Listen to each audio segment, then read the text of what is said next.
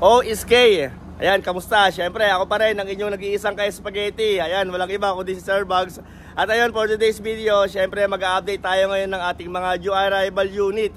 Ayan, itong 2018 na high ace, meron tayong Toyota Rush na 7-seater, meron din expander at saka sedan. Ayan, pero sana may magustuhan kayo dyan. At ayun, para sa magpapa-schedule kung kailan kayo pupunta rito, dahil dito kasi wala nagbabantay, pag may schedule tayo para masamahan ko kayo rito. Ayan yung aking contact number. Ayan, tawag kayo sa akin one day before kung anong sasakyan yung titignan nyo. Siyempre para may ready natin dyan sa harapan. At ayun, at ang address dito ay number 10, ayan, Lilibet Street, Barangay Bungad, Project 7, Quezon City. Pero syempre bago tayo mag-start, baka pwedeng magpa-like and magpa-subscribe na rin dyan kung okay lang naman sa inyo. At kung sa Facebook ka naman nanonood, baka pwedeng pa-follow at pa-like and i-share nyo na rin para sa ibang ka-spaghetti natin na naghahanap ng unit, okay? At ang maganda rito, syempre si bossing dito madali kausap. Kapag yung tawad nyo pasok na, yan, bibigay na namin yan. At nag-accept din tayo dito ng low down payment, syempre para everybody happy. Okay, so start na tayo syempre, let's go! Okay, so ayan, start na tayo syempre. At ito ang aming lumang simpleng warehouse. Ayan, wala pa kasi tayong paparenovate, kaya dito lang muna tayo mag-re-rent. Okay, so ito yung kanyang address. Ayan, number 10 Lilibet Street. Ayan, Barangay Bungad, Project 7, Quezon City. Okay, tawag kayo sa akin one day before. Huwag kayong panag-walk-in kayo rito. Ayan, walang nagbabantay rito. So maghahantay kayo ng matagal para mapuntahan namin kayo. Okay, so ito first unit natin. Ayan, 2018 Toyota Hiace Commuter 3.0. Ayan, manual transmission, kulay white, 70k mileage. Napakaganda ng unit na yan dahil maraming in-upgrade dyan yung unang may-ari. Ayan, sa kanyang bumper. Pero yung kanyang grill, yung stock niya nandyan pa rin. So kung gusto nyo palitan ng stock, available nandyan pa rin yan. Okay? So ikutin na natin syempre. Okay, 70k mileage. At ang kanyang asking ay 898,000. 898. So ito mura to para sa 2018 Hiace Commuter. Kung napanood yung nakaraang vlog ko, yung 2017 na ito sa kabila is 938. Pero ito 2018 model, 898,000. Okay, so ikutin lang natin syempre para sa nagkaka-interest ng unit na yan. Ayan, meron na siyang LED headlight. Ayan, naka-garnish na rin. Then meron na rin siyang fog light. Ayan, at saka napakakapal pa ng mga gulong na ito. At isa pang maganda nito, yung kanyang mags ay upgraded. Ayan, mamaya papakita ko sa inyo. So ito lang muna yung nilagay sa kanya. Pero kung bibili nyo, syempre yan yung stock niya. So pag-usapan nyo na lang pagpunta nyo dito kung gusto nyo kasama yung kanyang mugs. So ito yung kanyang loob. Medyo malikabok lang pero napakasariwa na ito. Ayan, 70k mileage. At isa pang maganda, automatic na rin yung kanyang side mirror. Ayan, automatic yan diba? Kita nyo? Kasi ang stock ng manual, ang stock na ito ay di ikot pa yung kanyang bintana. So ayan, naka leather seat na rin. Medyo hindi pa siya ganun kalinis pero papalinis naman namin yan, okay? So pakita ko yung kanyang likuran syempre. Mamaya check natin yung kanyang gulong. Kung magustuhan nyo syempre, pag-usapan nyo na lang dito, okay? So ayan, meron na rin ba camera. Yan, medyo hindi ganun kalinis yung aming warehouse syempre mahal kasi yung upa dun sa mga showroom kaysa ipaupa natin sa showroom ibigay na lang natin discount para sa ibang ka-spaghetti natin. Okay, so pakita ko sa inyo yung kanyang gulong. Okay, so pakita ko lang yung kanyang likuran at ang kanyang gulong. Ito yung kanyang gulong. Naka-2-ton mags at sa kanyang kapal ng gulong. Napakakapal pa. Parang nasa 90% pa may git yan. So kung gusto nyo ito kasama, syempre, pag-usapan nyo na lang kung pagpunta nyo rito. Yan, madali naman kausap si bossing. At isa pang maganda rito, yan, sobrang lamig ng aircon na ito. Naka JBL speaker. At bukod doon, naka Boschor na rin itong isang yan. Boschor, naka-upgrade na rin yung kanyang busina. Ito naman yung kanyang stock na grill, yung bumper niya. Ayan, kaya kung gusto nyong ibalik sa dati, dito pa rin naman. Pero sayang, maganda kasi yung bumper na pinalit sa kanya. Pero ito, kung bago naman yung kunin to, ipapalinis pa naman yan. Yan, 898 para sa 2018 Toyota Hiace 3.0. Ayan.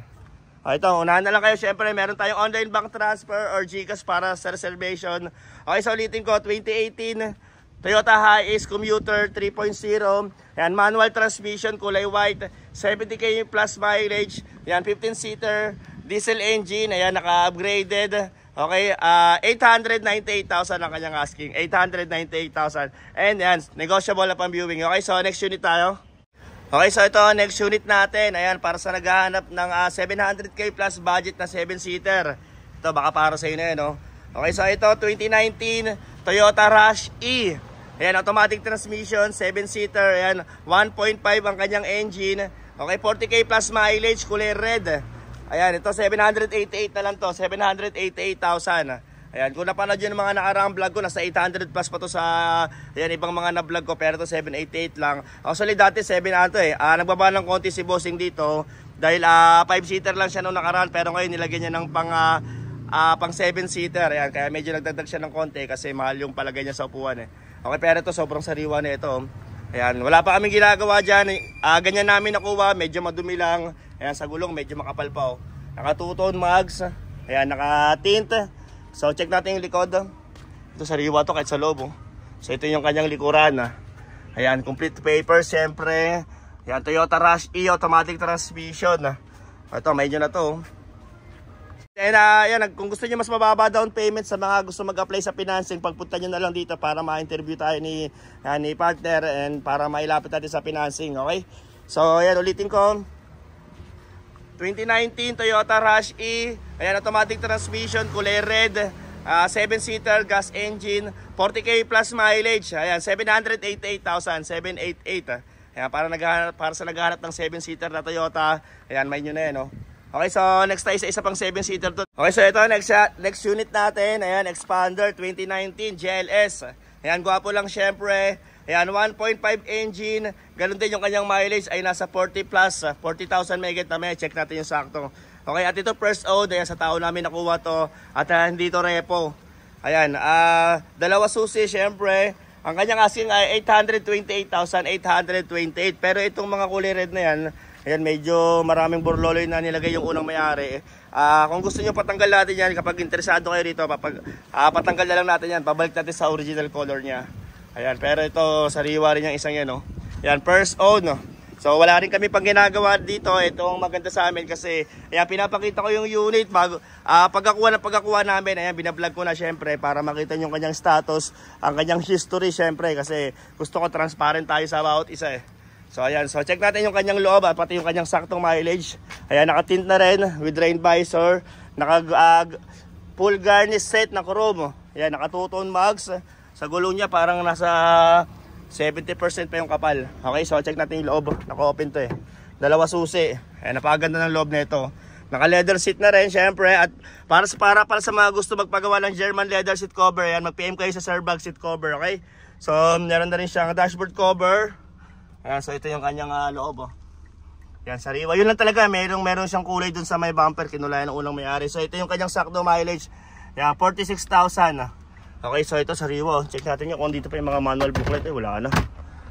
Ayan, so ito, may nyo na to. So, meron na rin ditong lagay ng mga kung ano-ano. Ayan, 2019 GLS, gwapo lang syempre. Okay, para sa sample quotation, mag-comment na lang kayo syempre. At kung hindi pa kayo ready kumuha ng unit at kung nagkakambas pa lang kayo, pa-like at pa-comment na rin syempre. So ulitin ko to, 2019 Mitsubishi Expander GLS. Ayan, gwapo lang syempre. 1.5 engine, 7-seater, okay, gas, kulay white. Ayan, 40k plus ang kanyang mileage. 828 ang kanyang price, 828,000, okay? Sa lahat naman ng unit na mga pinapakita ko ngayon, lahat naman to super negotiable upon viewing, okay? So, next tayo sa iba. At ito, ayan, ito yung sedan na bagong dating natin ngayon. Ayan, napakaswerte na makakuha na ito. Ayan, sobrang sariwa, sobrang alaga ng unang may-ari at sobrang baba ng mileage. Ayan, 15,000 mileage only. Ayan, ito sa kaibigan to ni partner Okay, so ito 2019 Nissan Almera 1.5e. Ayan, automatic transmission, kulay blue. Ayan, very fresh. Ayan, 15k mileage only. Ayan, may nyo na to. Ito kakukuha lang din namin mga, ayan, nung nakarang araw lang. Ito lang yung kanyang issue. Ayan, meron lang konti dyan. Pero that's a very minor lang. Ipapagawa namin yan, syempre, para maganda yung unit. Syempre, kasama na rin din yung linis, buffing, wax. Ayan, papalinis natin yan. Sa gulong, napakakapal pa ng gulong na ito. Parang nasa 97.2% pa yung kanyang kapal. Ayan, naka-mags. At ang susi nito ay 4. 4 yung susi nito. So, kaibigan ni partner yung may-ari nito. So, alam niya yung history. Hindi masyado nagagamit. Ayan, kita niyo naman yung lobo. Naka-leather seat na kulay blue. Ayan, meron na rin siyang dashcam. Okay, merong lagay ng cellphone dito. Merong maliit na monitor. Ayan, naka-deep dish matting. So, ito kompleto with manual and booklets. Ayan. So ito, naanda lang kayo rito ha. Ang asking pala nitong Almera na to ay 458,458. Ayan, 458,000. Pero syempre sa price na yun ayan si Bossing tawad na lang kayo sa kanya kasi ayan, sabi sa akin ni Bossing, huwag mahiyang magtanong. Okay? So ito yung kanyang likod. Medyo malikabok lang kasi naulanan dito sa aming warehouse Pero syempre pag nakaipon, papa-renovate natin yan. Okay? So okay, nag-accept tayo ng 10% down payment kung gusto niyo. Pero syempre, pag mababa TP, tataas yung inyong magiging monthly amortization. Okay? Syempre, may babayaran pa kayong chattel mortgage sa insurance. So, ulitin ko to, 2019 Nissan Almera 1.5e. Ayan, automatic transmission, kulay blue. 15k mileage only. Ayan, 15k mileage, gas engine. Ayan, 458,458. Okay, so, next tayo sa ibang sedan. Okay, so ito, next unit natin, Toyota Vios. Ayan, ito, laki ng binawas na presyo dito. Dating 548,000, ngayon nasa 498 na lang to ngayon. So ito, 2019 Toyota Vios E. Ayan, E yung kanyang variant Hindi siya XLE, hindi siya XE, kundi E variant. Ayan, mas mataas siya sa mga binanggit ko. Okay, so automatic transmission, kulay red. Alam ko nasa 50k plus mileage yung tinakbo na ito. So check natin mamaya yung kanyang sakto. Ayan, automatic transmission. 498,000 na lang to ngayon, 498,000. Okay, kasi syempre may mga dumating tayo ngayon mga bago. So kailangan ma-out na natin yung mga unang dumating. Okay, so ito naka full garnish set na rin, naka tint, ayan, naka shark antenna. At saka yung kanyang compartment sa likod is automatic. Ganun yung mga e-variant. Okay, so ito medyo hindi lang siya ganun kalinis pero dilinisin yan. Ayan, may dashcam na rin. Okay, so ang kanyang sakto mileage ay 57,000. Okay, so ayan, Vios E 2019 model. Okay, so ayan, nakamag sa gulong. Medyo manipis na yung kanyang gulong sa likod Pero syempre kung pag-usapan natin na lang yan pagpunta nyo rito. Okay, so ito naman yung kanyang likuran. Kita nyo naman, napakasariwa. Medyo malikabok lang kasi ayan, naulan nandito, walang bubong Okay, so ayan, unahan na lang kayo rito. Syempre, save nyo yung number ko para hindi nyo makalimutan. Ayan, so ayan, ulitin ko, 2019. Okay, so ayan, 2019 Toyota Vios E, automatic transmission, kulay red. Ayan, gas engine. Okay, dating 548,000, 498,000 na lang siya ngayon, 498,000. Okay, so may isa pa tayo Vios dun sa aking shop ng seat cover, puntahan natin. Okay, so ito naman yung isang Vios na binaksak na rin ng presyo. So ayan, 2017 Toyota Vios E. Ayan, kulay black, automatic transmission. And then sa saktong mileage, check natin. Ayan, medyo nabasa lang kasi umulan. Ayan, dito siya nakapark sa aking ayan, seat cover and car accessories. Ayan, sa mga gustong mag-walk-in dito para magpagawa ng seat cover, ayan, punta na lang kayo dito sa number 64 Palawan Street, Bago Bantay, Quezon City. Okay, so ito yung kanyang loob So ayan, dating 458,000 ang asking nito. Ngayon binaba na siya sa 398 na lang. Ayan, binaksak na ni Bossing ang presyo, balik punan na lang kasi yun nga, may mga dumating at kailangan namin ng parking. So ito yung kanyang loob. Ayan, naka leather seat with LCD monitor. So dalawa susi nito check natin, start natin para makita yung saktong mileage. Start natin. So ayan, one click start. So ang kanyang saktong mileage ay 65,000. So ayan. May nyo na to, syempre, dalawa susi. So okay, so ayan, ulitin ko, 2017 Toyota Vios E. Ayan, automatic transmission, 60k plus mileage. Ayan, dating 458,000, 398,000 na lang siya ngayon. Pero sa price na yun, as is na siya, hindi nakasama yung transport tsaka registro kasi ayan, sobrang binabaan na ni Bossing ang presyo. 398,000 para sa 2017 Toyota Vios. Okay, so hanggang dito na lang muna.